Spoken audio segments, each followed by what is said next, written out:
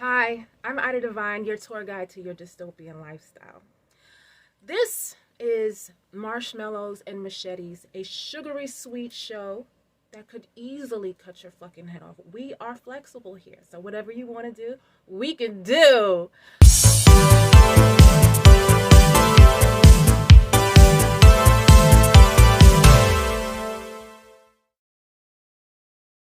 We would love for you to subscribe and consider being a partner with us.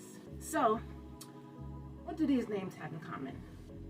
Rick Ross, 50 Cent, Capone, Noriega, Gaddafi, Griselda, Scarface, Beanie Siegel, Yo Gotti, Nas, Escobar, Wu Gambinos, Junior Mafia, and 3-6 Mafia. Well, these artists are part of a hip-hop subgenre under gangster rap called mafioso rap, which glorifies the life of organized crime in America, which is why I'm wearing this lovely tailored suit. A stage name is pretty important when you understand that names are spiritually connected to the energy it emits, and what people call you and what you call yourself creates its own energy. I love it when they call me Big Papa. So now let's segue into who the fuck is Ida Devine, shall we? Well, my name is more intriguing than a government name because I name myself Ida. Myself. But when and where in the hell did I get that name from? Okay? So what do people say about my name? They say, "It's beautiful, honey.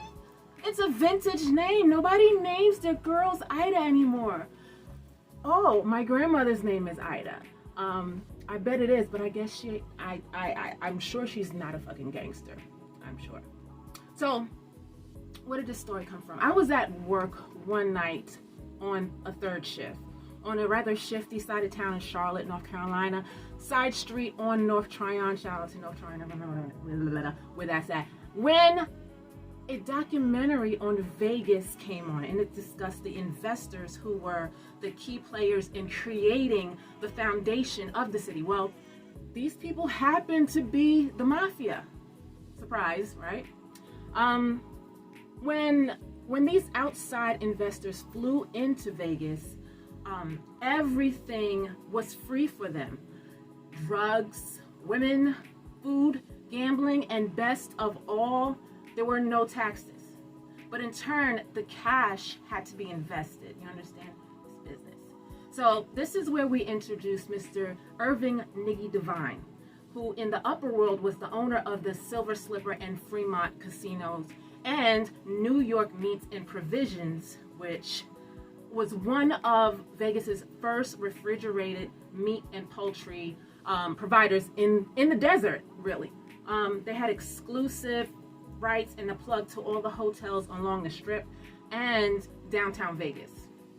So they pretty much locked it down. He was also the superior bagman for Meyer Lansky. Who's Meyer Lansky, you might ask? Well, Meyer Lansky, known as the mob's accountant, was an American organized crime figure of Polish descent, who along with his associate Charles Lucky Luciano were instrumental in developing the National Crime Syndicate in these United States, also known as the Mafia. It was Irving's wife, though, Ida, who had replaced actress Virginia Hill, look her ass up, as the international courier for the Mafia. Before the FBI knew Ida's name, they called her the Lady in Mink. Ida carried so much cash, she had to make the first drop by Amtrak to Chicago, where she was met by the mob team at Union Station. Then at the Ambassador Hotel, where she would allegedly rest, but in fact she was sharing out more cash to other couriers so that they could make their moves too.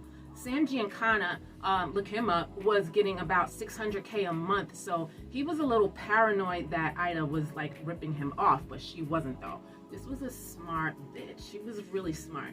She always carried a gun and was actually building a portfolio for her and Niggy, and also for Lansky, in offshore accounts.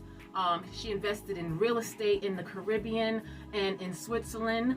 Later, like much later, a mob meeting in Beverly Hills had concluded that the Vegas money laundering operation was actually paying out $1 million a day. Right. By 1958, Giancana was a huge investor, taking about $300 million a month out of Vegas. So after a while, Giancana was like, I could do this myself. And he didn't trust anybody to bring his share of the cash in, so he actually started flying into Vegas himself. And he did it himself, so there was not much need for Ida after that. So my research and findings pretty much came to a halt after this. There was really no further information on the rest of her life. She is, though, on the FBI dead list, and she's listed as passing away in May of 1989, which suspiciously was the year I was born. I hope you enjoyed this show. See you on next week's Marshmallows and Machete. Why don't you consider being a subscriber? We would love to have you here. Peace. Have the day you deserve, though. Bye.